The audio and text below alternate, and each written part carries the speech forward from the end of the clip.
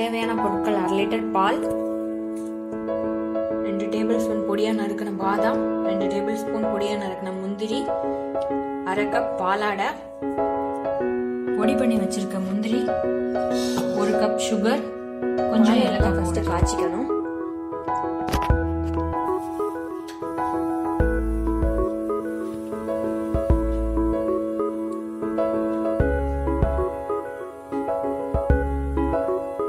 பால் பொங்குற வரைக்கும் அதை டிஸ்டர்ப் பண்ணாம இருக்கலாம். பால் நல்லா கொதி வர ஆரம்பிச்சிருச்சு.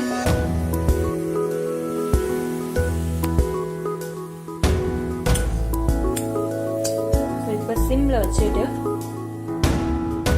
நல்ல பாலை வட்ட காய்ச்சிடலாம். 1/2 லிட்டர் பாதியா ரெடியூஸ் ஆகிற வரைக்கும் நம்ம கொஞ்சம் காய்ச்சிட்டே இருக்கணும். இந்த மாதிரி ஓரத்தில் இருக்கிறது எல்லாத்தையும் எடுத்து விட்டுருவாங்க. இந்த மாதிரி வர பாலாடையெல்லாம் ஒன்று ஒதுக்கி விட்டுட்டே வரணும் 2 நிமிஷத்துக்கு ஒரு தடவை.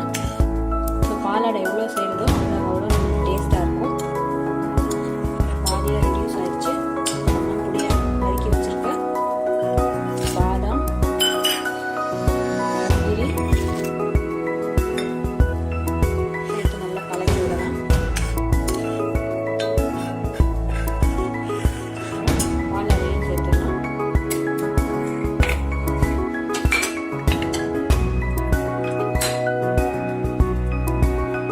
கொதி வந்த உடனே சர்க்கரையை சேர்த்துருங்க.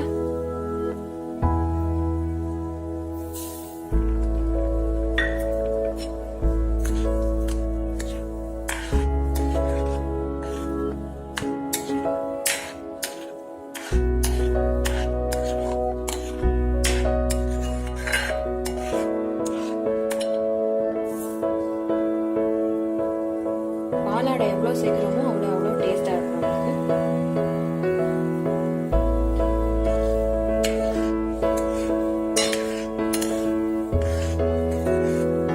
அடிப்பிடிக்காம நல்லா கிண்டிட்டே வரணும். இதோட கன்சிஸ்டன்சி பாருங்க, கொஞ்சம் தண்ணியாக இருக்கும். கொஞ்சம் திக்காகிற வரைக்கும் சிம்மில் வச்சே காய்ச்சிக்கிட்டே இருக்கும்.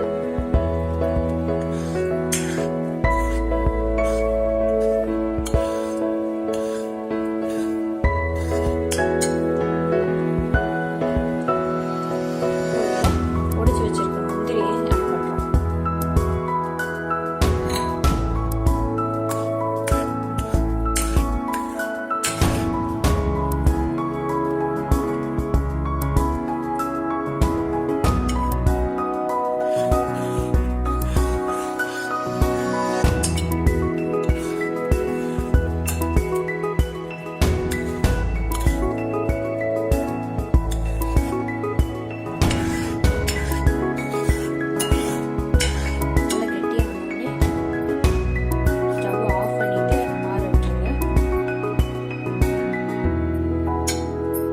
இதை அப்படியே ஃப்ரீஸ் பண்ணி கூலான உடனே சாப்பிட்டா ரொம்ப டேஸ்டியாக இருக்கும்.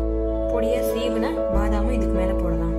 சுவையான பாசந்தி வீட்லேயே ரெடி ஆயிடுச்சுங்க. கண்டிப்பாக ட்ரை பண்ணி பாருங்கள். ரொம்ப டேஸ்ட்டாக இருக்கும். மறக்காம